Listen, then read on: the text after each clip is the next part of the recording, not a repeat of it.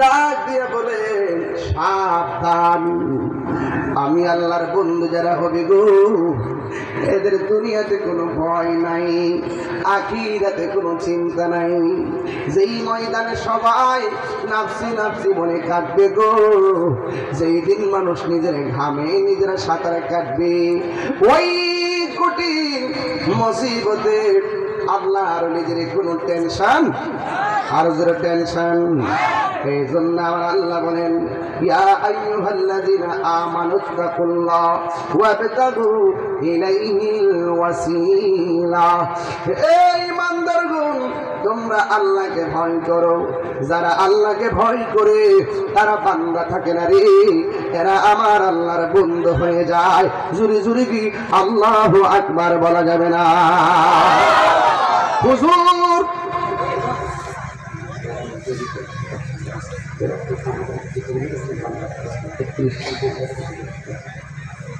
হুজুর গাউসুল আজম আব্দুল কাদের জিলানী আওয়াজ করে কোন মাদারজাত ওলি না স্বাভাবিক ওলি?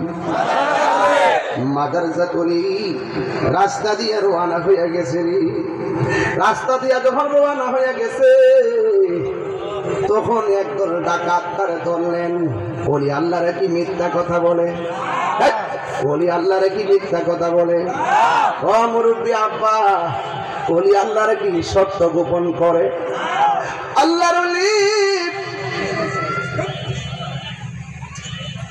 হুজুর গাউসুল আজম আব্দুল কাদের জিলানী রাস্তা দিয়ে যায়। রাস্তার ভিতরে ডাকাতের দল ধরলেন, অল্প বডি চেক করলেন, কাপড় চোপড় চেক করলেন, কিন্তু বডির মধ্যে কিছুই খুঁজে পাই নাই। এবার ডাকাত দলেরা বলে, যান চলে যান। এবার আব্দুল কাদের জিলানী বলে, ও ডাকাতের দল, ও আল্লাহর বান্দারা, আপনারা আমাকে চেক করেছেন, আপনারা আমার গায়ের মধ্যে কিছুই খুঁজে পান নাই, কিন্তু আমার কাছে কিন্তু অনেকগুলো মুদ্রা আছে, আমরা তো চেক করলাম পাই নাই। এবার আস্তিনাটা খুললেন, খুইলা সুন্দর করে এমনভাবে একটা জায়গা খুললেন, খুইলা দেখে জায়গাটা সেলাই করা, সেলাইয়ের ভিতরে অনেকগুলো মুদ্রা। আব্দুল কাদের জিলানী বলে, ও আল্লাহর বান্দারা, আপনারা ডাকাতি করতে এসেছেন, আমাকে চেক করলেন পান নাই, কিন্তু আমার আম্মা আমার আস্তিনের ভিতরে সেলাই করে কিছু মুদ্রা দিছে, আপনারা পান নাই, নেই মুদ্রাগুলো আপনারা নিয়ে যান। এবার ডাকাত দলেরা তাদের একটা সর্দার আছে, ওই সর্দারের কাছে যাইয়া কয়, ও হুজুর, জীবনে কত ডাকাতি করেছি, আজকে একটা এমন লোক ধরে আনছি, তারে অল্প চেক করে কিছু পাই নাই, কিন্তু তার আস্তিনের ভিতরে যে মুদ্রাগুলো আছে, মুদ্রাগুলো তার মা সেলাই করে দিছিল, এই জন্য সে নিজে তার মালগুলা দিয়া দিছে। জীবনে কত মানুষ ডাকাতে ধরলে মাল গোপন রাখে, ডাকাত যেন নিতে না পারে, একে গো সন্তান হইয়া আস্তিনাটা খুলে দিল। এবারই ডাক দিয়া কইলেন, এই ছেলেটাকে নিয়ে এসেছি। ডাকাত ডাক দিয়া কয়, হুজুর, ও আব্দুল কাদের জিলানী, আপনার মতো এমন সত্যবাদী আমরা কোনোদিন দেখি নাই। হুজুর, দেরি করবেন না, আজকে দিকে আমরা ওয়াদা করলাম কালিমা পয়রা মুমিন বানায় দেন, জিন্দেগি তো আর আমরা ডাকাতি করব না। চিৎকার মেরে কি আল্লাহু আকবার বলা যাবে না?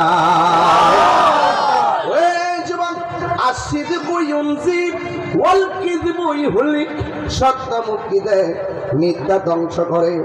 একটা কথা মনে রাখবেন, ইন্নাল্লাহ ইউমাহিলু ওয়ালা ইয়ামহুল, ইন্নাল্লাহ ইউমাহিলু ওয়ালা ইয়ামহুল।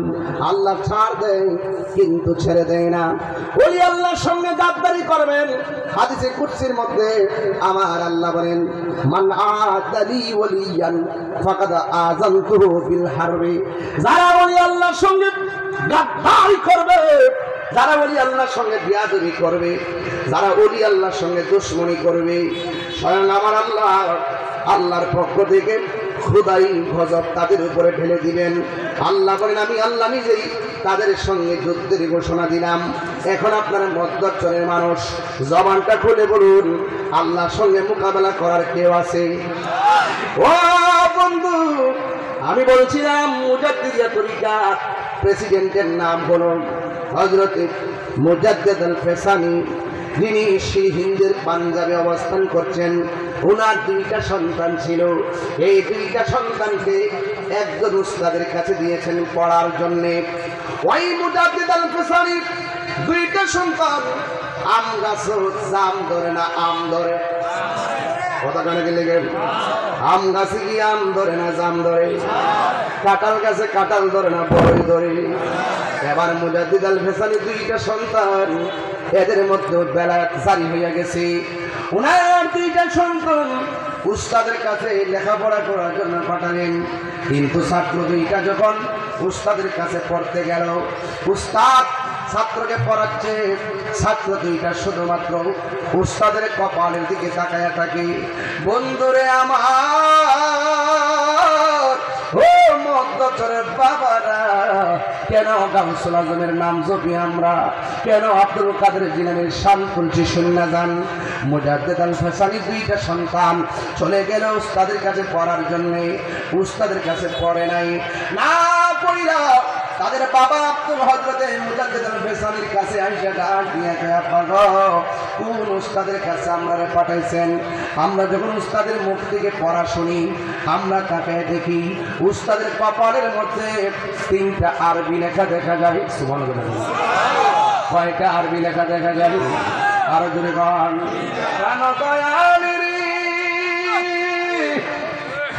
আর পরীক্ষার সময় নাই, খরচুরে ক্ষমা চাই, শেষের খেয়া না নিলাই